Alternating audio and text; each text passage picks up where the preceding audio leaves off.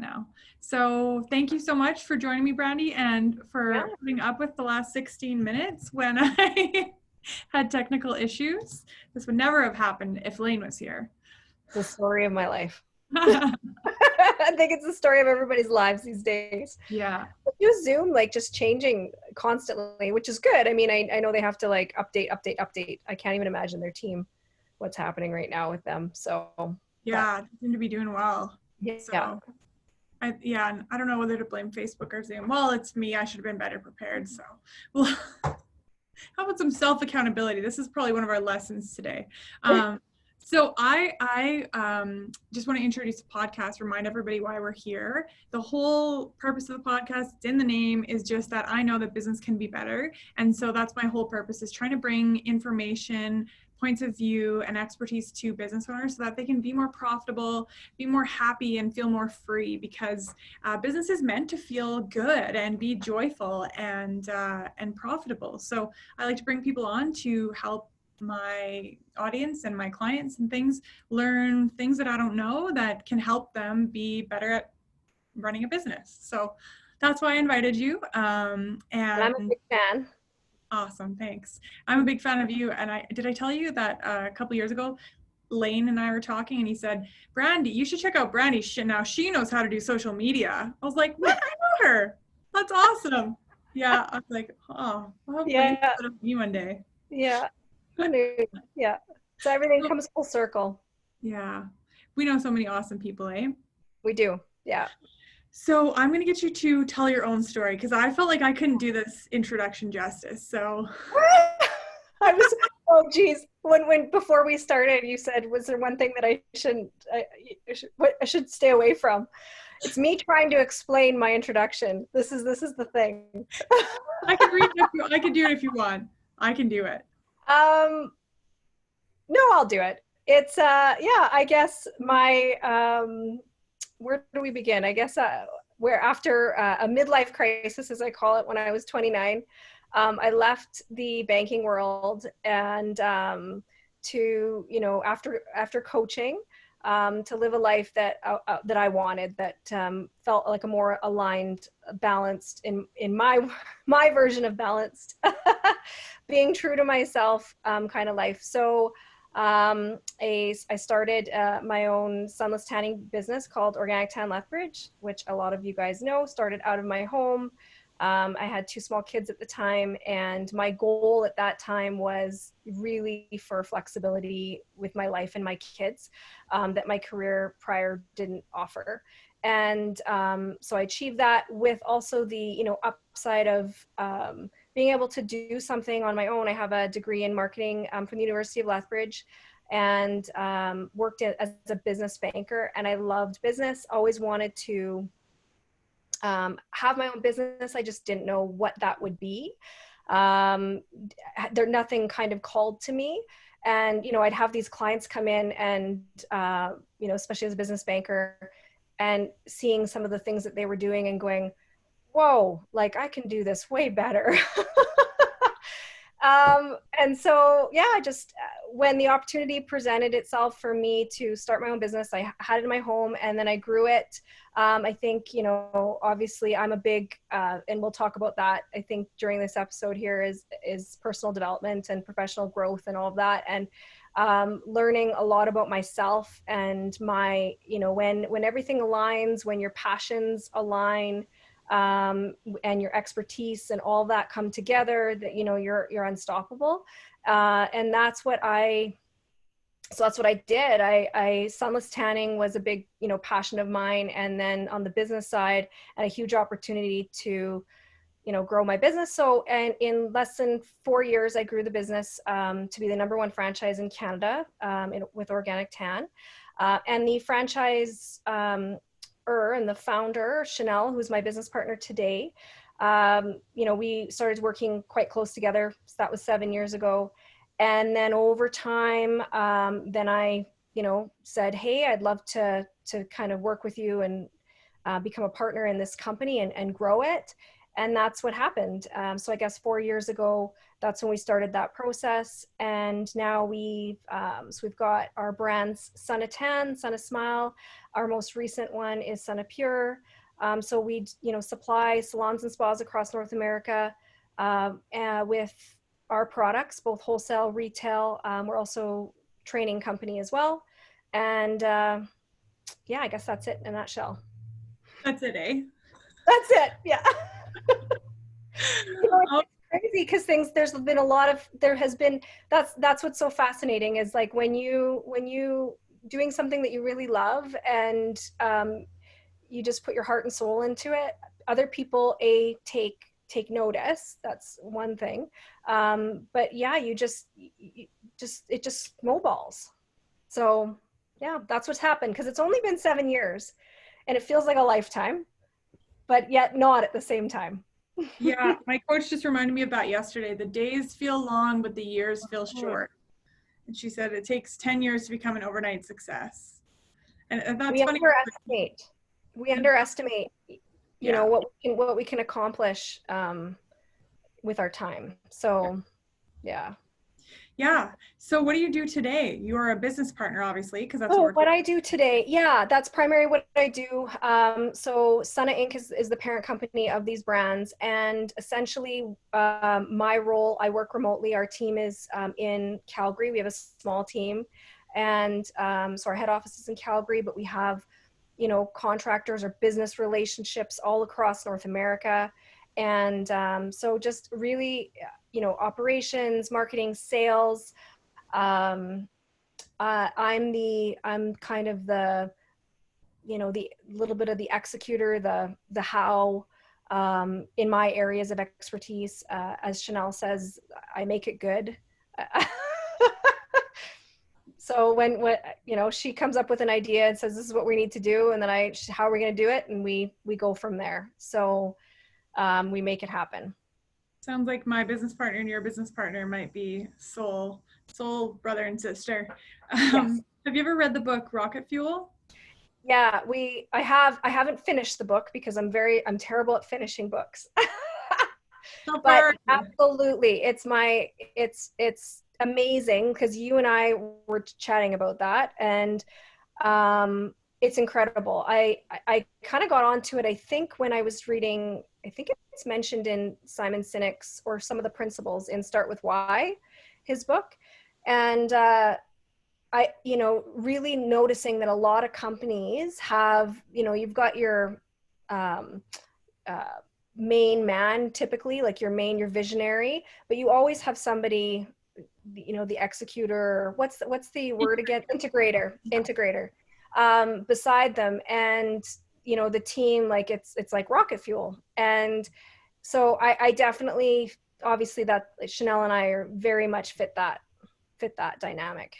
Sort of my business partner and I, it's funny because the whole team now, we can look at everybody and we have like a group of integrators and a group of visionaries, and so we have to be careful because the integrators, and I laugh because I'm a visionary in an integrator's jumpsuit. I'm hiding in an integrator's jumpsuit, but I'm definitely a visionary. So our little team of executors, we do the spreadsheets, we live by our calendar, we do the marketing plan, the marketing reports, we do the adjustments, all that sort of stuff. But without the visionaries, we would be a tiny operation instead of somebody who's taken over, and I'm sure that's the same with your company. Somebody needs to come and build the steps under the vision that they're casting out there, so it's a Yeah. really cool partnership, and you can really see how they're strong where you're not, and vice versa. Yeah, absolutely. I think that you have to, that's what's so kind of, I think in a partnership, that's like one of my number one tips is just to really, you know yourself, know your strengths, and then I don't know if this is, I feel like the visionary might be more apt to really know that about other people just intuitively. I wonder if they kind of cast that out and notice that. I think that sometimes that they may have a hard time letting people in though, so that takes, a relationship of trust, just from what I've seen of other visionaries, not just talking about my specific experience, but what I've seen from other partnerships.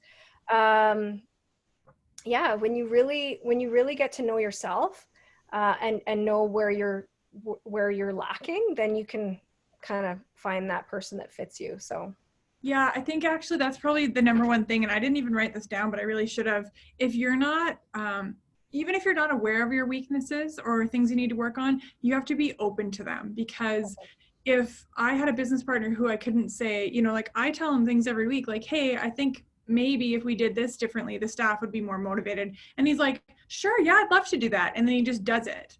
And so I can't imagine if it was somebody who was like, well, that hurts my feelings. And it's like, no, just go do it. So you have to make sure that you're self-aware, but also teachable, coachable, willing to change, because I know if he gives me feedback, I'm all over it, because he's so much for me and he's so important to me and he does so much that I don't do. If he asked me to do something differently, I would jump all over that. And I think that's a big reason we work. yeah, I think, and that's because it's a relationship built on trust. Yeah. For sure. There's a mutual trust there. Like you have to have that foundation. Yeah, I had a thought, but now it's lost me there. What were you saying again? This happens to me every single interview, Kelly. Like I will lose my train of thought at least once. Fine. Don't worry. I have an agenda. I have some things written down. This is why. Yeah, this is why. I love this topic so much. So yeah. Awesome. So I wrote down clear roles and goals. I remember learning this in an HR class and thinking, oh, this class is going to be a snooze fest. And then by the end of the class, I'm like, I love HR. HR is the most underutilized tool in the tool belt. I get it now. And the one thing that I'll never forget is the clear roles and goals. One of my profs told me that rhyme, and it just comes up so often. So in partnerships, I think if you don't have, and everybody does this, oh, we don't need to write our job descriptions down. Yes, you do. Write down what your job is and what your goals are, and then hold each other accountable. Because otherwise it's like, and I find that in a lot of partnerships, like I work with a lot of partnerships too. So I've seen, the good, bad, and the ugly. And if you're not very clear on what is your job and what isn't your job and the expectations, then it can get really bad. Because if one partner, let's say you pay both partners equally, and one partner has this job description, one has this job description, but all of a sudden one of them starts watching the clock and they're working more hours than this other one. Like you got to get all that out of the way in the beginning. Clarify the roles, clarify the goals. It is. I agree. I think what makes it challenging, especially in a growing business or in a rapidly growing business, is that those things can change very quickly too. Oh yeah. So absolutely. Yeah, I think so. That's where like open communication and trust, and this is where I was going before when I lost my train of thought. Vision. I think that a shared, you talk about your partner, being a visionary.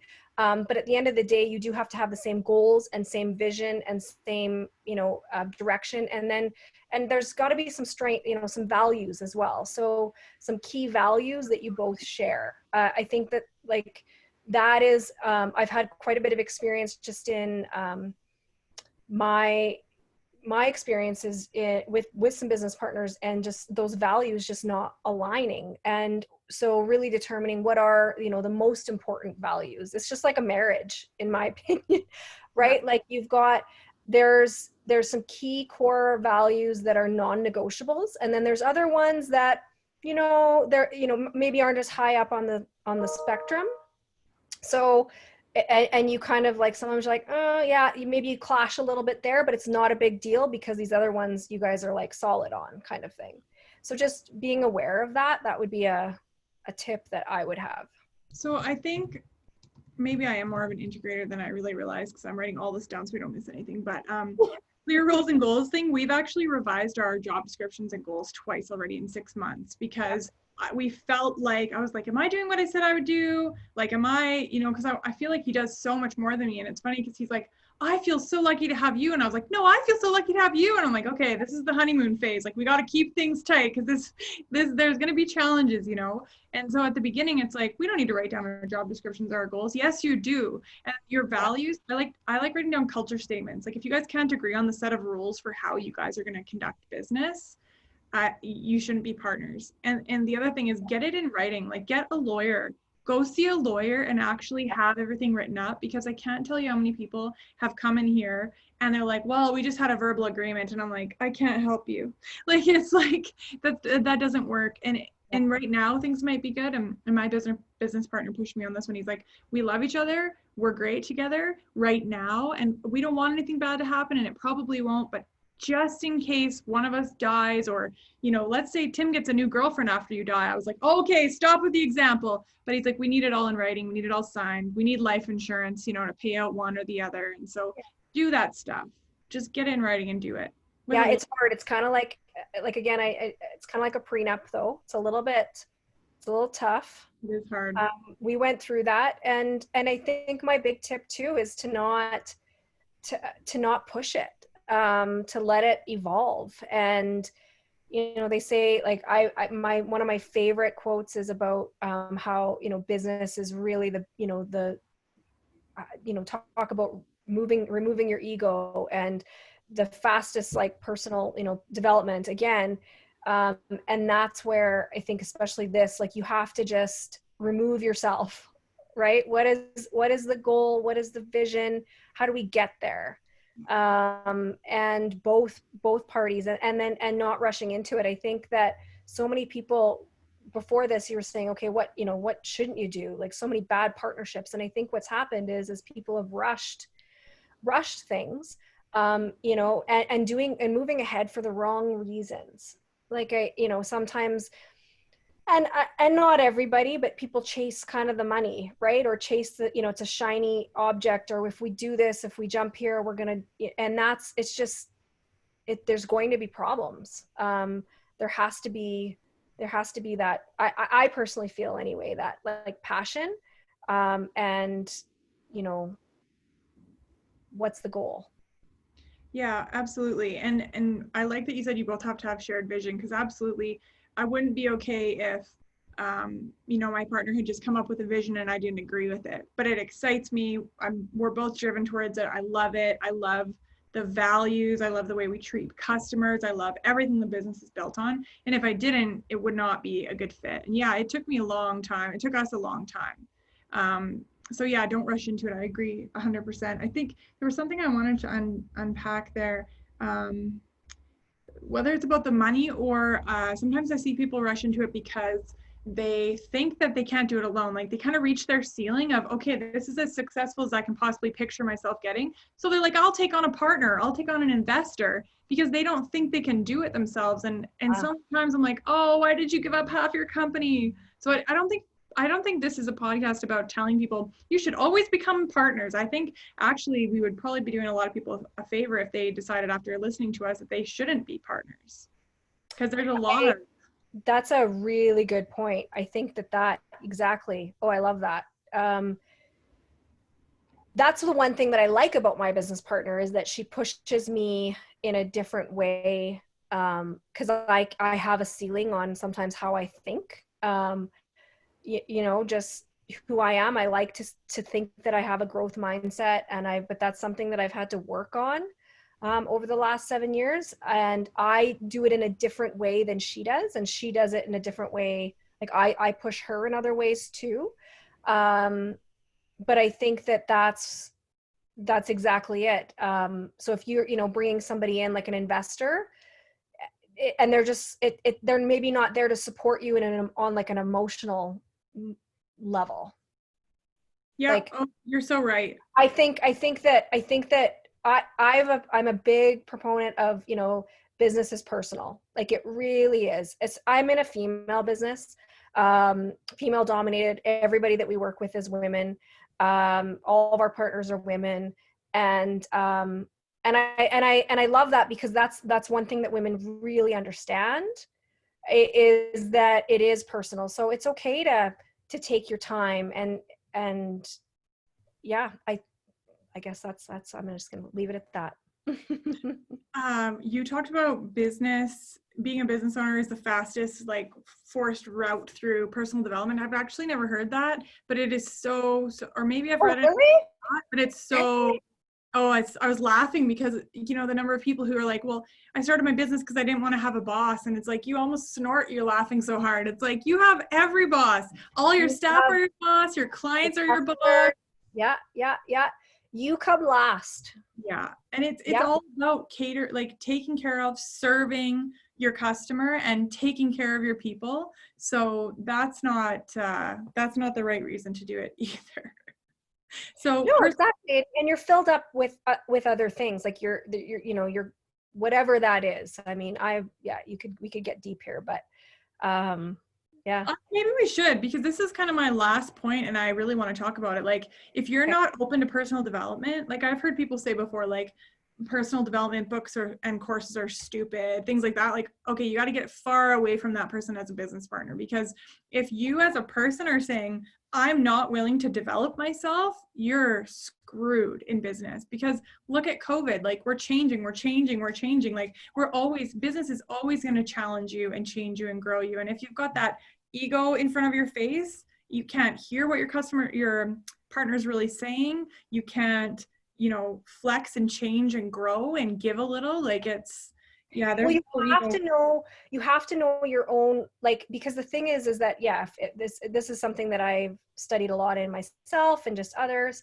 is that if you don't know, we all, you know, have some sort of the term baggage. I'm no psychologist, but really we're hardwired. There's from a few things like your, you know, inherent personality traits, coupled with all the, you know, everything your experiences over your life. And those things make you, you know, you do things without realizing that what you're doing. Like you just, because it's just innate. And sometimes, you know what, you need to just have somebody and say, hey, like that's maybe you should look at that. I think it's super important. Yeah. I mean, as far as, you know, business goes, you have to, especially nowadays in this day and age, we have to flex. We have to constantly be changing, and change is hard. It's not easy. And the reason why it isn't easy, it starts with us. Like that's where leadership, everything comes from you as a business. You know, you have to look at your business, your personal development. Your business development is a direct reflection of your personal development. Like Absolutely. it just, I full-heartedly believe that. So yeah. Yeah, I was actually having a conversation with one of our partners today that we do seminars for, and the next one is on leadership, and she was kind of chatting about the people who would be attending, and I said, just so you know, like we might want to put out a little bit of an outline, because some people show up to these leadership trainings. I know I did when I was like 19-year-old manager. Okay, I got a book that's going to show me how to make people do stuff. Yes. And it's like, wait, what? I have to get better. I have to, you know, like I'm creating all of these results. And so for a lot of people, the first time they start doing any leadership training, they're like, I thought this was a class on how to make our staff do stuff. It's like, yeah, you make your staff do stuff by getting better and having them want to do stuff for you, because you don't suck. So yeah. It's all personal development. Yeah, it's hard. It's not easy taking feedback, that's for sure. No, it isn't. Yeah, and that's why with business partners or whoever that you're, you know, like whatever that is, like, you know, whether it's somebody, like I think partnerships can be somebody like, you know, that I have, like where we work together building one business, but even outside of that, like some sort of like contract or just other business relationships that are long term, it's based on that mutual foundation of trust, and then and openness and feedback, and then willing to hear it. And everybody in your circle has to have that. Yeah, I think something really cool just came up for me. I can't remember where I learned it, but I think it was about a marriage, but I used so much in business. So if a business owner tells me that their staff won't share with them, then I ask, well, what did you do the last time they shared with you that taught them it wasn't okay to share with you? You know, like if they share something with you and you get really upset, or you get really scared, or you get really worried, then they're not going to tell you next time because they don't want you to worry, right? So, but it's very, like, I don't know if you ever get like this, but sometimes, like last weekend, it was a bit of stress. We're selling our house and I was so frustrated, and I actually said out loud, I don't want to change anymore. I always change. And Tim was just like, just stop it. Like, it's all in your head. Don't we love hearing that? But it was, and it always is. And it's always me, and it always will be, but that's a good thing because it's empowering, because then we can change it. Yeah, it's so funny. I didn't realize how much a business partnership was like a marriage until just now. Yeah, yeah. And well, it's really funny because so I'm a big fan of personality assessments too, like just all of that. And my husband and my business partner are they're like pretty much similar. I had to laugh so hard because the one day we were testing out our new toll-free number. This was about a year ago. And I texted my husband and I said, okay, I want you to phone this number and do all this. Anyway, he ends up phoning my business partner. And like their conversation, it was hilarious because they both like they're texting me, but what's so funny, and it's very them, they didn't even, like when he answered, he didn't say who it was. She didn't either. Like they didn't even, and they ended the conversation, like didn't know who it was, but they both texted me. And I was like, you guys, but it's so them. Cause they would never, cause they're both like I would be like, hi, it's Brandy. Like who's this? You know, no, they just, somebody, wrong number. Like somebody's looking for you, Brandy. Like, Good. Anyway, I find it fascinating. I love that stuff. So Ryan and Tim are in love with each other, like actual love. Like yeah. Ryan's like, Tim's here? How's my hair? Like they're like in love with each other. It's hilarious. So now I know why. There's one more thing I think too that's I can't remember where I heard this. I wish I made this up because it's so good. But when you listen, you're not really listening unless you're listening with the possibility of having your mind changed. Yeah. And the first time I heard that, I was like, whoa, I never listen with the possibility of having my mind change. None of us do. We just let them talk. And they're like, okay, now I talk, right? So you really have to try, because it's not human nature to be like, sure, I'll just change my way of thinking and think like you. It's funny you say that, because my personality type is actually the opposite. I'm very quick and easy to change my mind. Awesome. That's just who I am. But what personality assessment is your favorite? I like Myers-Briggs because it's more positive. But I actually haven't done the Strengths Finder, which I would like to do. I don't know why I haven't. It's because it's kind of come up. It's becoming more popular. Enneagram I find is good. It's a bit more, it's less, and it's more on the negative side, which I think is a good thing. I think you have to look at all of these things and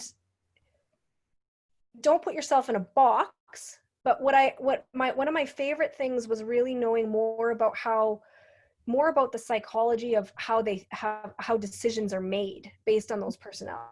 It's not necessarily, oh, do you like this color over this color? Like it's it's more about the thought processes. So for me, it made a lot of sense. Like I'm have a high intuition and an exploration personality. So I see all possibilities essentially. Mm-hmm. And I think that was really key for me to really know and be like, okay, oh, really? Other people don't see it this way. And when we talk about partnerships, and that's where my partner is amazing, because I've always, it's oftentimes our strengths that we hide, because for a lot of reasons we hide them. And one of my strengths is that I see so much. I see so many possibilities. And if you ask me my opinion, and if I have that real trust with you, I will tell you everything, I think. And so that's where my business partner really does tap in. And she literally allows, I just talk, and then she just pulls out. That's awesome. And then we go. So that that's one of the things that, that's why I think it's important to know your strength, because oftentimes because of how, when we were growing up, our strength was, stuffed down. When you shine in an area, and we can get into the psychology of all of why and what, but it typically, what happens is you are going to, to become a part of the herd, you're going to step back, and you're not going to shine. So over time, you tend to dull your strength. So really diving back into that is one of the things that I would definitely I don't know. That's my quick tip if we're going to stay on agenda. Yeah.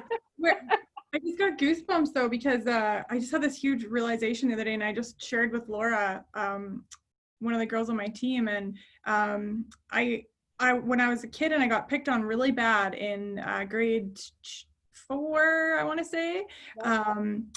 They would call me like the human dictionary and the human calculator and the human, I don't know what else, but now those would be compliments. Now that I'm like thinking about it, like, yeah, I'm smart, you suck, like you're gonna suck when you grow up. But anyways, at that time it was horrible. And so instead of answering the questions, you know, and they're like, who knows what the answer to this math question is, I stopped being like the nerd, stopped being the smart one who knew all the answers.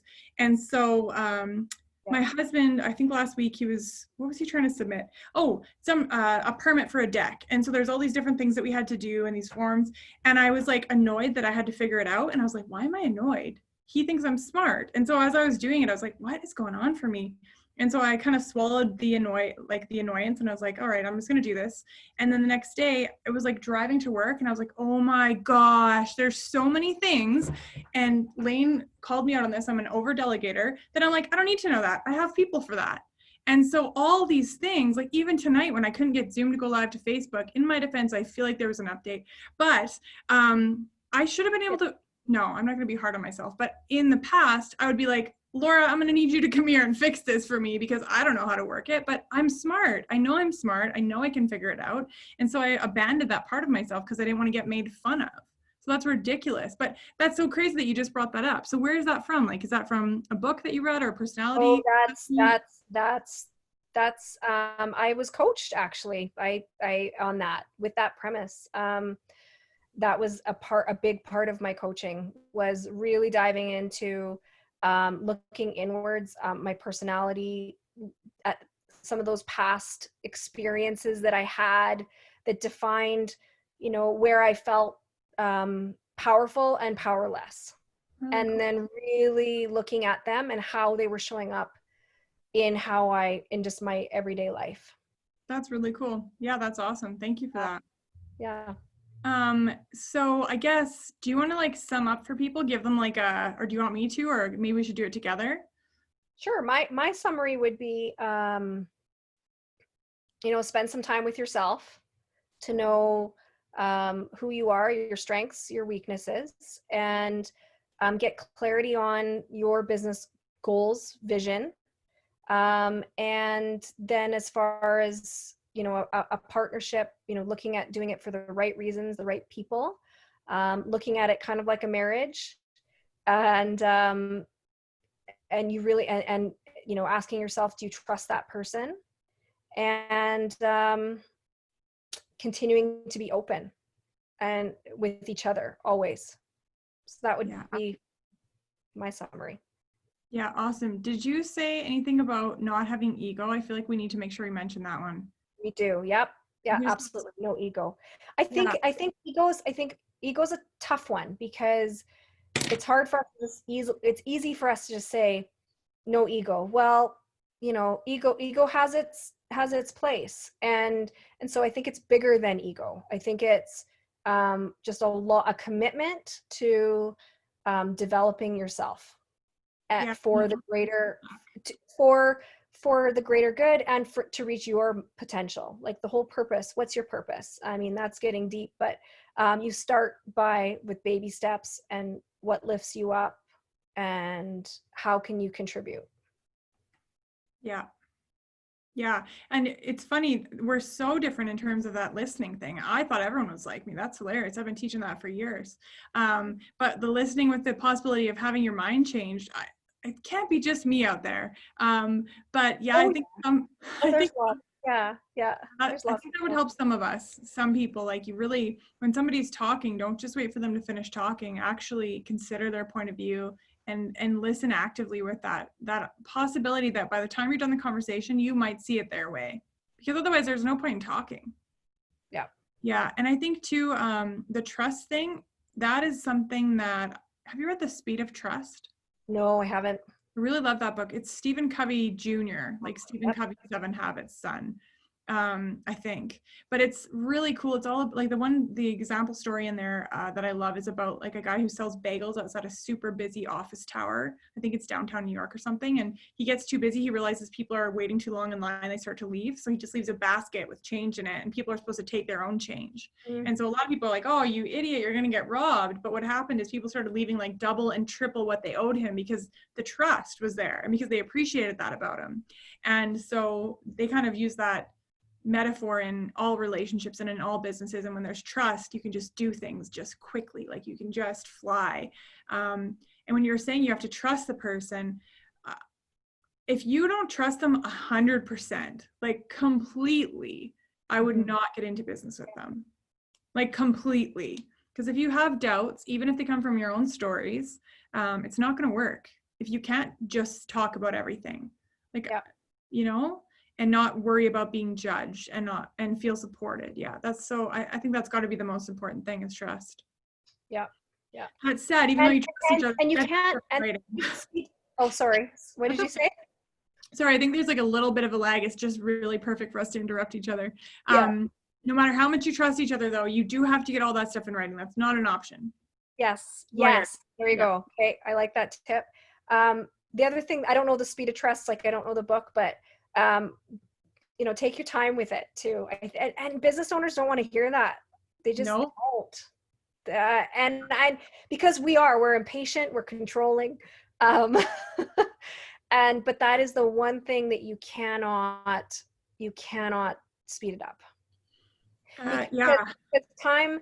And we've experienced this too. We had something that just, recently came up with COVID in our business, with a potential, partner, that may have been something that we were looking at, and things have changed because of what's happened with this time. And now it's like, okay, well, that showed us, right? So, if you're, and I'm very intuitive, and just that trusting of your gut, I think is, that's a sign. Like you have to, just stop and figure it out and just don't plow through. Do you meditate? I don't. So many people like me with racing minds, I feel like they say they can't hear their intuition, or they can't feel their intuition, or they, when you say like, just get to know yourself. I used to be one of those people who's like, I can't meditate. My mind won't shut off. And so I found guided meditations, but I don't know that I can hear or feel my intuition if I'm talking or my thoughts are racing, So how do you check your intuition? I'm just in very, just feeling, allowing myself to feel. I think a lot of people don't allow themselves to feel or think about it. Like I will, if whatever it is, if there's a feeling, and I have to stop and recognize it. That's just number one. Recognize it. Okay. I'm just like something, like I'm tense. Like there's something. What's bugging me? Why? What? Like, oh, it was that conversation, I had whenever ago. And yeah, why is that bothering me? Okay. And I work and I ravel my way through it. So that's kind of what I do. And it takes practice. Like this isn't something, and I've noticed that the more I do it, the better the quicker it gets, the easier it gets, all of that. So, it is a muscle. Yeah. So I don't meditate. I think I should. I just really take, I think, allow to sit with my feelings. Oh, this is really cool. I watched something, I can't remember where it was, saying, nowadays we're so inundated with so much. And I think that that's a part of the reason why we can't, like, just our processing time is not there. So allowing yourself processing time and allowing yourself to not be as busy. I've been really terrible at this. These last 2 months literally I'm on a roller coaster going 5,000 miles an hour. But it was all things that we were going to be doing anyway, just at massive speeds. So, grateful for that opportunity. But I think that we have to recognize that, like our brains, everything, who we are wired as people, is we need time to process.